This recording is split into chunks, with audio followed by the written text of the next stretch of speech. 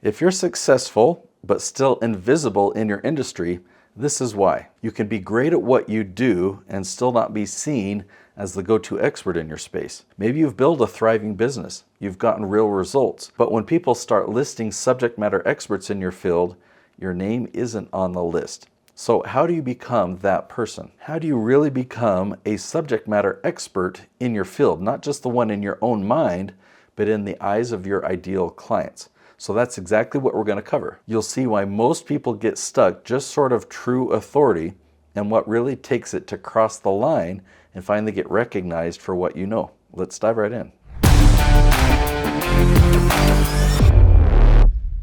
So what does it really mean to be a subject matter expert?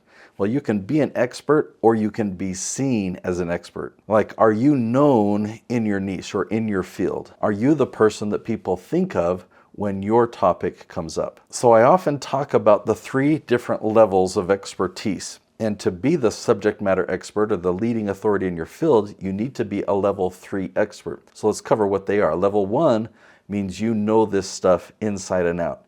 You've read all the books, you've had all the conversations, you've done all the thought experiments, okay?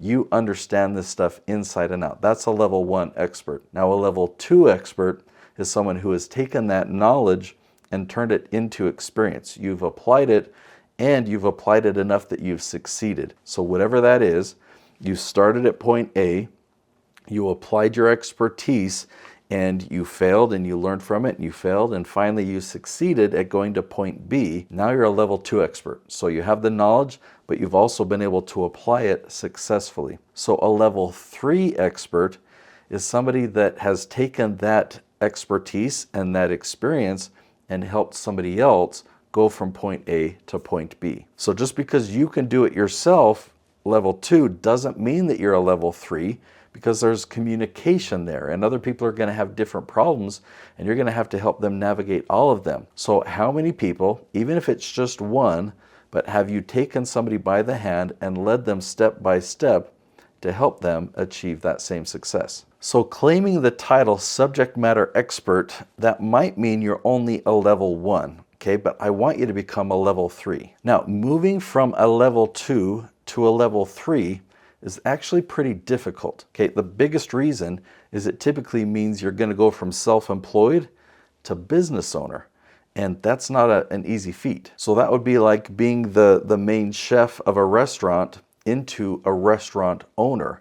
It's a big difference there. When you're the chef, you focus on one thing. You focus on cooking and making and presenting an amazing meal. But when you become a business owner, now you've got to document everything and you've got all the overhead and training to worry about. You've got to worry about delegation and creating repeatable systems of repeatable tasks. And what works for you might not work for someone else, so you have to learn how to adapt and create systems that are repeatable. Most people stay at level 2 because they're really good at doing the tasks, but they don't have any time to build systems or to train or to really build a business. So now let's talk about how you can be seen as the subject matter expert. Let's say you are a level 3, but now you want other people to recognize that. The first step is actually knowing who is your target audience. Like, narrow it down as much as you can. Who are your dream clients? If those people, they exist all around the world, those people that are your dream clients, how do you get them to find you? So step 1 is knowing who them is, right? What are their demographics? What level are they at in terms of their experience or the amount of money that they're going to spend? What are their goals? What struggles and challenges do they have? What are their pain points? Okay, once you know those things, then you can move on to step 2. Step 2 is doing question research for that audience, finding out what questions they're asking online. Now, we all have our favorite tools. We'll go to Google. We'll go to YouTube, we'll go to ChatGPT, and we're asking in questions and we find amazing answers. We live in this day of answer engines. Google has moved from a search engine and a website engine to an answer engine. And YouTube is an entertainment engine, but it's also an amazing answer engine. And we have tools like ChatGPT. They're great generative engines, but they're also heavily used as an answer engine. So what you need to do is find the questions that your dream clients are asking. you can create content that provides the answers. And so then all of these answer engines will pair the two together. You just have to create the content, and then these answer engines will bring these dream clients to find your content. Now, you have to be careful not going viral because it can build the wrong type of authority. So let me just share with you a real experience. Okay, on my Nate Woodbury YouTube channel, I've talked for many, many years there talking about entrepreneurship and video and YouTube strategy. Well, one day I made a video titled "Why I Hire People in the Philippines." This was a valuable topic for my audience, but it was a valuable topic for a new audience as well, for people in the Philippines that loved that I was talking about their country. And many of them would comment that they were hoping I could hire them. Now that really took off, and I was excited about having videos that took off and went viral. That first video got 1.5 million views, so I kept making more and more of those videos. Over time, I added several tens of thousands of subscribers to my YouTube channel. And here's the problem.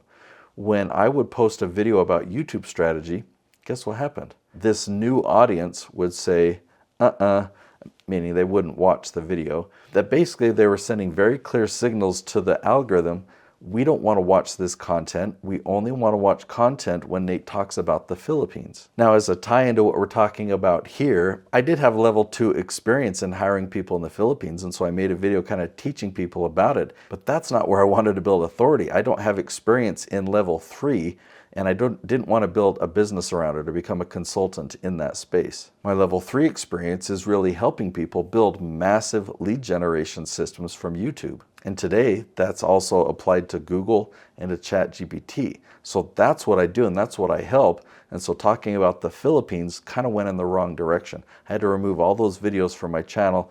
I moved them to a different channel, and it took a lot of work to kind of redirect my YouTube channel. It actually took years to fix that. So the moral of that story, and why I share that in this episode, is being known for the wrong thing can actually hurt your reputation and be really hard to recover from. So in this process of becoming a thought leader, if you're ready to stop being invisible and actually get found by people who need your expertise, this video has been kind of part 1. The next video I'll link to right there is part 2. It's called "How Do I Use SEO to Build Thought Leadership?" Because just knowing stuff, and in fact just being a level 3 expert, isn't enough.